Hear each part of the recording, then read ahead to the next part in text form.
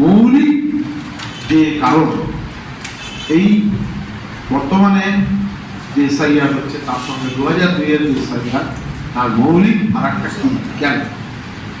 মৌলিক ফারাক হলো এই যে নির্বাচন কমিশনার নিয়োগের যে সংবিধানে আইন ছিল স্বাধীনতার পর, সেই আইনে নিশ্চয়তা দেওয়া হয়েছিল যে নির্বাচন কমিশনার নিরপেক্ষভাবে কাজ করবে। এখন নিরপেক্ষ ওইভাবে বললে তো নানান বিতর্ক হতেই পারে, কিন্তু একটা জিনিস, একটা বিষয় সংবিধান প্রণেতাগণ তারা নিশ্চিত করতে চেয়েছিলেন যে নির্বাচন কমিশনার কোনো একটি বা শাসক দল কোনো দলের নির্দিষ্ট দলের প্রতি আনুগত্য রেখে তার স্বার্থ কার্যকরী করার মদত করে কোনো ভোটার লিস্টের কাজ করবেন না। এইটাকে নিশ্চিত করার জন্য আইনে একথা বলা ছিল যে নির্বাচন কমিশনার নিয়োগ করবেন কার, তাতে বলা ছিল দেশের প্রধান, সুপ্রিম কোর্টের প্রধান বিচারপতি, প্রধানমন্ত্রী এবং বিরোধী দলের সংসদ, এই তিন, এবং এই তিনজন সর্বসম্মতিক্রমে, মানে তিনজন যে নামে একমত, এমন নয় যে সংখ্যাধিক্য হবে তা, তিনজন একমত হয়ে যে নাম ঠিক। স্বভাবতই এখানে বিরোধী দলের নেতা তাহলে শাসক দলের বিরোধী ভাষ্য সেখানে আসবে, প্রধানমন্ত্রী মানে শাসক দল, তারাও তাদেরও তো একটা মানুষ সমর্থন করছে বলেই তো তারা শাসন করছে, তাহলে তাদের যে দৃষ্টিভঙ্গি সেটা থাকবে। প্রধান বিচারপতি তিনি সংবিধানগতভাবেই তিনি কোনো রাজনৈতিক দলের প্রতি আনুগত্য প্রকাশ করতে পারেন না। তাহলে এই তিনজন যখন সহমত হয়ে একজনকে করবে, সাধারণভাবে অনেক বেশি নিশ্চয়তা দিতে পারে এই নীতিটা যে নির্বাচন কমিশনার কোনো একটি নির্দিষ্ট রাজনৈতিক দলের প্রতি পক্ষপাতিত্ব করে কাজ করবেন না। এর ফলে স্বাধীনতার পর থেকে আমাদের এই মোদী সরকার 2023-এ এইসব করার আগে পর্যন্ত নির্বাচন কমিশনারের কাজ সারা পৃথিবীতে, ভারতের নির্বাচন কমিশনারের কাজ কিন্তু প্রশংসিত। নির্বাচন পরিচালনার পক্ষ থেকে বিভিন্ন দেশে, আমেরিকার মতো দেশে যখন ওই ব্যালটে ভোট গণনা হলো 7 দিন লাগলো গণনা, এখনো ভোট গণনা হলে পক্ষ মামলা করে, তার নানা রকম আমাদেরও আছে। কিন্তু ভারতের নির্বাচন পরিচালনার পদ্ধতি, ভোটার তালিকা তৈরি করা যে পদ্ধতি, তা প্রশংসিত হয়েছে। সাধারণভাবে আমাদের দেশবাসীর কাছেও সেটা গ্রহণযোগ্যই হয়েছে। এবং নির্বাচন কমিশন এক জায়গায় দাঁড়িয়ে থাকে, ক্রমাগত তাকে আপডেট করেছে কীভাবে এটাকে প্রসারিত করা যায়, মানুষকে অ্যাওয়ারনেস গড়ে তোলা যায় ভোট দেওয়া সম্পর্কে, ইত্যাদি ইত্যাদি বিষয়। মোদী সরকার এসে তারা এই আইনটাকে পাল্টে দিয়েছে, পাল্টে দিয়ে প্রধান বিচারপতিকে কমিশনার নিয়োগ থেকে বাদ দিয়ে দিয়েছে। দিয়ে কি করেছে, প্রধানমন্ত্রী, তার মনোনীত একজন মন্ত্রী আর বিরোধী দলের নিয়োগ, আর সহমতের ভিত্তিতে এই কথাটা তুলে দিয়েছে। তাহলে হয়ে গেল এরা দুজন, প্রধানমন্ত্রী আর তার মনোনীত মন্ত্রী আর বিরোধী দলের। এই জ্ঞানেশ কুমার আজকে যে নির্বাচন কমিশনার হয়েছে, তিনি হচ্ছে এর প্রোডাক্ট, এই আইনের প্রোডাক্ট। ফলে এরা এর ছোটবেলা থেকে আরএসএস করে। এখন এই যে তাদের প্রথম বিষয় হচ্ছে যে 2002-এর প্রেক্ষিতে আর আজকের নির্বাচন কমিশনার তার নিয়োগের যে পদ্ধতি, সেই পদ্ধতি হচ্ছে তার নিরপেক্ষতাকে চ্যালেঞ্জ করছে, আশঙ্কা তৈরি করছে। এটা প্রথম পয়েন্ট, যে 2002-এর সঙ্গে আজকের ফারাক। তারপরে এই নির্বাচন কমিশনের নেতৃত্বে 2024-এর যে লোকসভা ভোট হলো, তাতে ভোট দান যা দেখানো হলো, ভোট গণনা হলো তার চেয়ে 5 কোটি ভোট বেশি। এখনো তা নিয়ে মামলা, বিস্তারিতের মধ্যে যাওয়ার অবকাশ। এই ঘটনা স্বাধীন ভারতে কখনো ঘটেনি। কি করে হল? সাধারণ লোকসভা নির্বাচন হওয়ার 4 মাসের মাথায় মহারাষ্ট্রের বিধানসভা নির্বাচন, সেখানে তাহলে 3 মাস আগে যে ভোটার লিস্ট তৈরি হলো, তারপরে একটা রিভিশন হলো, রিভিশনে একটা রাজ্যে 1 কোটি ভোটার বেড়েছে।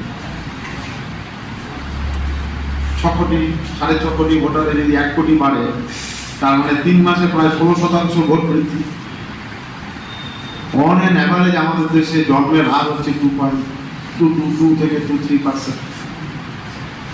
তাহলে কি করে 3 মাসের মধ্যে 16 থেকে 17% ভোট বাড়লো একটা রাজ্যে? উত্তর নেই, এর উত্তর দিতে পারছেন। ওই সময় কর্ণাটকে একটি লোকসভা আসনে বাই ইলেকশন হয়। বাই ইলেকশনে মোটামুটি খুব ব্যতিক্রম ছাড়া 7টা বিধানসভা হয়।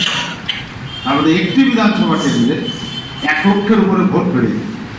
একটা বিধানসভা কেন্দ্রে ওই ছোট রাজ্যগুলোর থেকে একটু ব্যতিক্রম, ত্রিপুরা, নাগাল্যান্ড, মিজোরাম, কিন্তু বড় রাজ্যগুলোতে অন অ্যান অ্যাভারেজ 3 থেকে 3.5 লক্ষ ভোটার।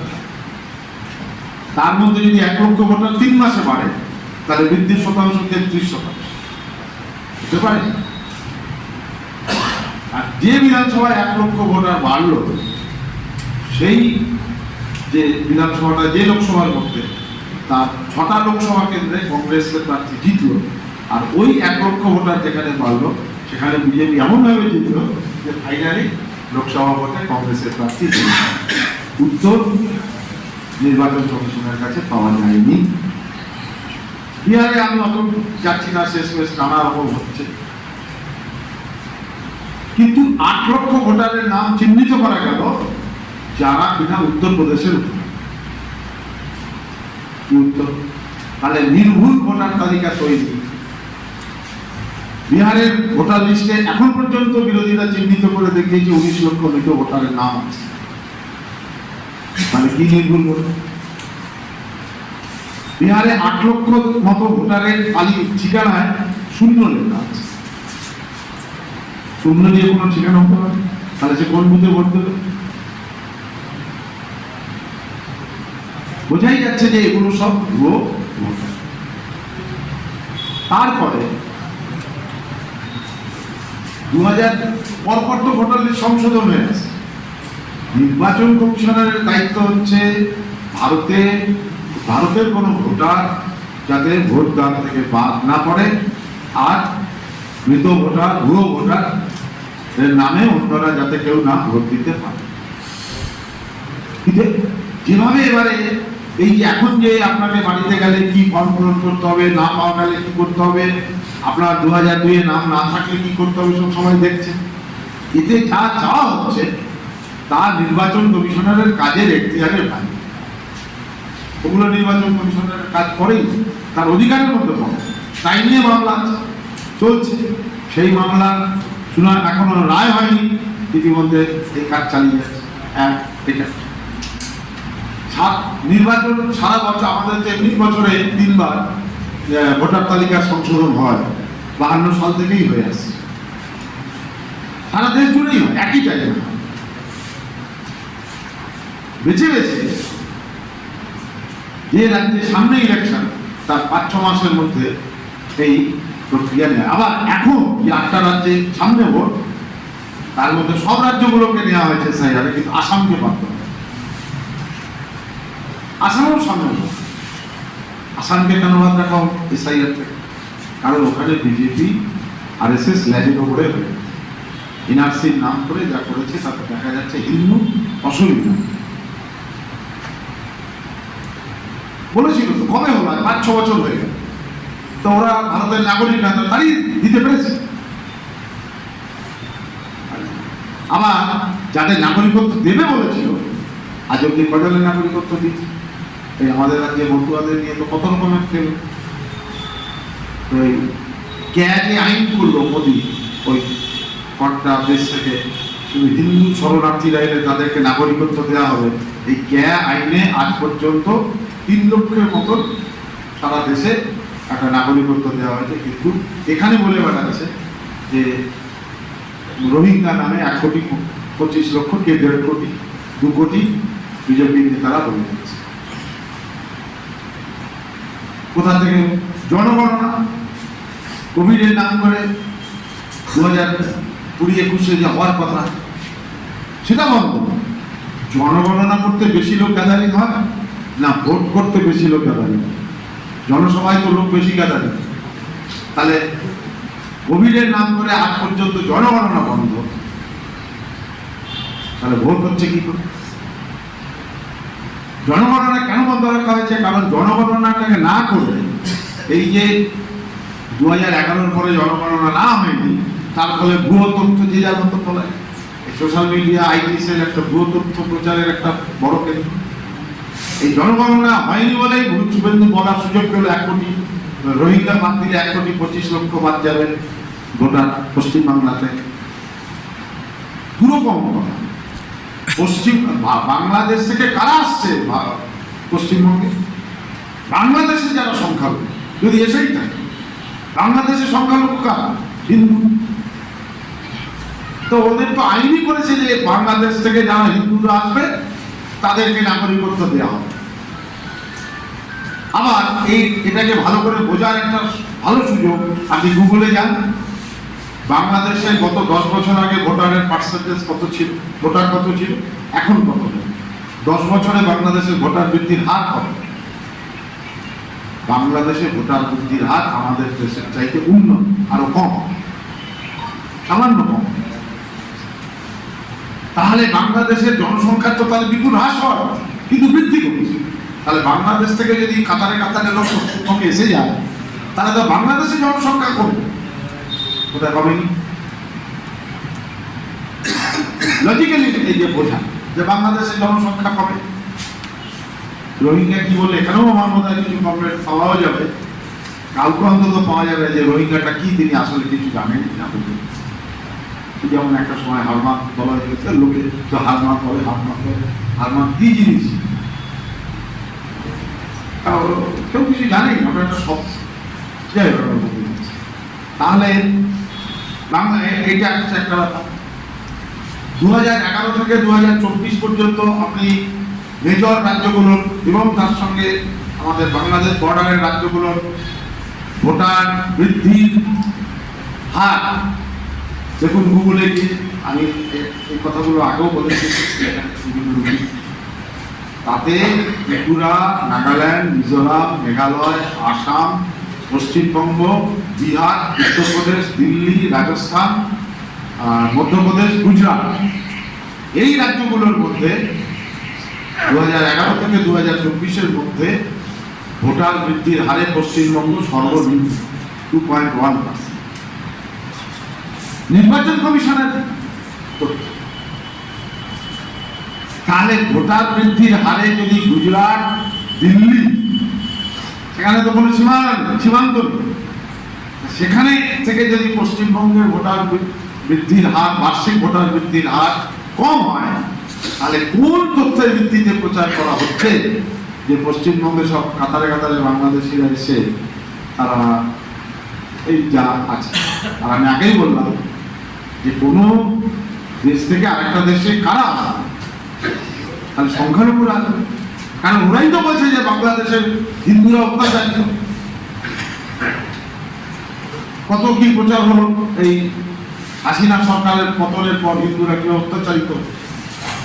তাহলে অত্যাচারিত হিন্দুরা ভারত, বাংলা বা পশ্চিমবঙ্গে আসলে ভারতে আসা, সামনের রাজ্য, ভাষা এক, সংস্কৃতি এক, আর এখানে আছে এবার একদম 2-4 জন নেই, 10 জন নেই, দাদা বলে আছে। অন্য আলোচনা বা দেশ ভাগ, তার জন্য যে লোকটা আসছে বা যাচ্ছে তারা দেয়, সেটা অন্য। ঠিক আছে, দুটো আলাদা দেশ হয়ে গেছে, এখন আমরা ওইদিকে কেন যাবো? এখন আলাদা দেশ, আলাদা আমরা ভোটার, ঠিক আছে। তাহলে আসছে তো হিন্দুরা, যদি কয়েকজন এসে থাকে বেশি, তুমি তো তাকে নাগরিকত্ব দেবে। মতুয়াদের আজ পর্যন্ত একজনকেও নাগরিকত্ব দিয়েছে, কিশোর নাগরিকত্ব ইত্যাদি। তাহলে এই যে যা করা হচ্ছে, এর যেসব তথ্য চাওয়া হচ্ছে, এই তথ্য দিতে পারবে না কাজ, দিতে পারবে না। আর দিতে না পারলে প্রশাসনের উচ্চ মহলকে কবজায় নিয়ে এসে কারা নিজেদেরটা ঠিকঠাক করে দিতে পারবে। যার জমি আবাস যোজনায় বাড়ি পাচ্ছে না, নিজের নামে জমি নেই বলে। আর তাকে ভোটার লিস্টে নাম তোলার জন্য যদি বলেন যে জমির দাগ নম্বর দেখাতে হবে, সরকার তো নিজেই বলছে যে আবাস যোজনা, আবার বলেছে যে তাহলে আমি জমি কিনে না ওকে বাড়ি দেবো। তো জমি কিনে বাড়ি দেবে তাকে বলছে যে সে ভোটার না, তাহলে জমি কিনে বাড়ি দেবে কেন? তুমি এপিক কার্ড করেছো, আধার কার্ড করেছো, তুমি রেশন কার্ড করেছো, বলছো কোনোটাই চলবে। তাহলে প্রতিদিকে যাচ্ছে যে ডকুমেন্ট গুলো গরিব মানুষ দেখাতে পারবে, তুমি সেই ডকুমেন্টের দিকে তোমার বাবার জন্মস্থান, নিজের জন্মস্থানে কেউ আর জন্ম মৃত্যু নিবন্ধীকরণ আমাদের দেশে ৭০ দশকে চালু হয়েছে। আমার জন্মই তো ৭০ দশকের আগে। আমার মতো যারা তাহলে ওইসব চাইলে কি হবে? এই যে সব ব্যাপার, তাহলে এখান থেকে বোঝা যাচ্ছে যে গরিব প্রান্তিক অংশের মানুষ, এবং তাহলে আমার রাজ্যে যখন সংখ্যাগরিষ্ঠ হিন্দু, তাহলে গরিব প্রান্তিক অংশের মানুষও হিন্দু। তারই বিষয় কল আসামে করলো, তখন ওখানে দেখাতে চেয়েছিল যে বাংলাদেশি মুসলমান আর পশ্চিমবাংলার মুসলমান হচ্ছে আসাম দখল করেছে, কিন্তু বাদ করলো যারা, তাদের সংখ্যাগরিষ্ঠ হচ্ছে হিন্দু অসমিয়া, তারা বাদ করলো। পশ্চিমবঙ্গ তাই হবে, যারা এসব বলতে চাইছে যে মুসলমানদের বাদ দেবে, ওরা বাংলাদেশ থেকে আসছে, মুসলমানরা এখানে আসতে যাবে না। ভারত অর্থনীতির দিক থেকে বাংলাদেশের থেকে একটু এগিয়ে, সেই কারণে ব্যবসা এটা ওটার জন্য এইসব সমস্যা হচ্ছে যে ওই একই কথা। তাহলে সীমান্ত আর ঠিক মতন পাহারা দেওয়া, তার দায়িত্ব নেওয়া সাধারণ ব্যাপার, আপনারা সবাই জানেন, এসব প্রশ্ন বলাই যায়। কিন্তু জানবেন পৃথিবীর কোথাও এইরকম একটা দেশ থেকে আরো কতগুলো দেশ হচ্ছে। এই যে যুগোস্লাভিয়া ভেঙে 5টা দেশ হচ্ছে, সেখানে কে কাকে পাহারা দিচ্ছে? বুঝলেন, যুগোস্লাভিয়া ভেঙে ওই সব স্লাভিয়া 5টা দেশ হয়ে গেল, সোভিয়েত রাশিয়া ভেঙে কতগুলো হয়ে গেল, আমেরিকার সঙ্গে মেক্সিকো, ওই যে এখন ট্রাম্প মেক্সিকোর থেকে অভিবাসন নীতির নাম করে। আরে আমেরিকা গড়ে তুলেছে কার জন্য? মেক্সিকার জন্য তো থাকবে। এইগুলো হচ্ছে, তাহলে এই এতদিন ধরে জনগণের যেসব দাবি দেওয়া নিয়ে আন্দোলন করে মাইন্ডসেট করছিল জনগণ, ভোটের মুখে আমরা সব মাইন্ডসেট করতে, এই যে এসআইআর নিয়ে এতটা সময় আমাদের চলছে, এটা তো হয় না, এটা কোনো এজেন্ডাই নয়। তাহলে ওরা আমাদের উপর এজেন্ডা চাপিয়ে দেবে। সুতরাং এসআইআর নিয়ে যেমন আমাদের বুঝতে হবে, নির্ভুল ভোটার তালিকা যাতে হয়, তার জন্য বিএলএ, ট্রেড ইউনিয়ন কর্মী, অন্যান্য রাজনৈতিক কর্মী সকলকেও বিএলওর সঙ্গে থাকতে হবে। আপনার কথা বলার অধিকার নেই, কিন্তু সঙ্গে যাওয়ার অধিকার আছে। কথা বলতে পারবে, প্রোটেস্ট করতে পারবে, আইনিভাবে নথিভুক্ত করতে পারবে বিএলএ। কিন্তু আমরা যদি সেখানে আমাদের ওরকম আছে, ধরুন বিএলএ আমাদের একটু হয়তো দুর্বল আছি, আমরা বিএলএ করেছেন, সে যদি একা যায়, তাহলে তৃণমূল আর বিজেপি সেট করে তাকে একটা ধমক দিয়ে দিল, পরের দিনে আপনি আর তার সই ছিল, কিন্তু সই করে দিয়েছি। তাহলে সেখানে সে বিএলএর কাজটা করবে, কিন্তু সঙ্গে আমাদের যত কর্মী আছে আমরা থাকলে। আর কালকে আমাকে কলকাতা আমাদের সমর্থক আর আত্মীয়তার মধ্যে পড়ে একজন টিচার, তিনি বলছেন যে এই তো বেরিয়েছি, কিন্তু কোথায়? তোমার আমাকে বলছে তোমাদের পার্টিতে একজনও কেউ নেই। আর তারপরে চিন্তা করলেন যে বিজেপিতে এত রকম বিতর্ক করছে, বিজেপিরও কেউ নেই, ওই তৃণমূলের একজন। তাহলে এবারে বলো কি হবে? এই বললাম যে সেটা তোমার মধ্যে একটা আমাদের দুর্বলতা অনেক জায়গায় হতে পারছে, সেইটা আমাদের যেটা বোঝা। তাহলে ভুল আমি শেষ করছি যে 2002-এর এসআইআরের সঙ্গে এখানে মৌলিক ফারাক, তখন সেখানে ছিল সত্যি নির্ভুল ভোটার লিস্ট তৈরি করা। নির্ভুল চাইলেই কি সব নির্ভুল হয়? তাতেও কি কোনো ভুল ছিল না? কিছু থেকে যায় অন্য মানুষরা নানা রকম কারণ। আমি তো অন্য আরো অনেক কথা বলি। এইসব করার দরকার নেই। দুটো কাজ করলে আর কিছু দরকার নেই। জন্মানোর যে খতিয়ান পঞ্চায়েতে এবং মিউনিসিপ্যালিটিতে যুক্ত হবে, ওর সঙ্গে কম্পিউটারের নির্বাচন কমিশনারের লিঙ্ক কম্পিউটারাইজ করবে। মানে যে বাচ্চা যে তারিখে জন্মালো, 18 বছরের যে তারিখে তার 18 বছর পূর্ণ হবে, কাউকে ভোটার তাকেও গিয়ে নাম তালিকায় করবে অটোমেটিক তার নাম। এটা কেন করছে? এটা করতে কি লাগে? আর যে মারা গেল তাকে যে শ্মশানে, কবরস্থানে ইত্যাদিতে করে তারপরে পঞ্চায়েতে মিউনিসিপ্যালিটি যেখানে হলো, ওই 10 টাকা রসিদ যেটা মানে মারা যাওয়ার পর সবথেকে দিয়ে দিতে হয়, সেটা দিয়ে যে কম্পিউটারে লোড করবো, ওইটার সঙ্গে নির্বাচন কমিশনারের তালিকা আপলোড করে দিই, তাহলে মহিলারা অটোমেটিক দিলেই নাম। ডুপ্লিকেট জায়গায় না, ভোটার ভোটার এপিক কার্ডে তো নম্বর আছে, তাহলে বিজয় পালের এপিক কার্ড টিপে দাও, টিপে দিয়ে কয় জায়গায় বেরোচ্ছে না। তারপরে বিজয় পালের অপশন নাও যে তোমার 3 জায়গায় বেরোচ্ছে, তুমি এখন আছো কোথাও, একটা নাম। তাহলে 1,000 কোটি টাকার কি ব্যয় করার কি আর কোনো দরকার আছে?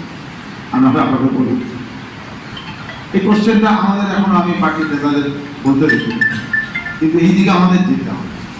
আর বাকি তাহলে এইটা হচ্ছে যে দেখো, এমনিতেই এখন যে ভোট হচ্ছে, ভোট মানুষ যে ভোট দিয়ে যাদেরকে জেতাচ্ছে, যে দলের প্রার্থীকে জেতাচ্ছে, তার আর কোনো মানে থাকছে? আপনি যাকে জেতালেন সে আপনার লোক থাকছে?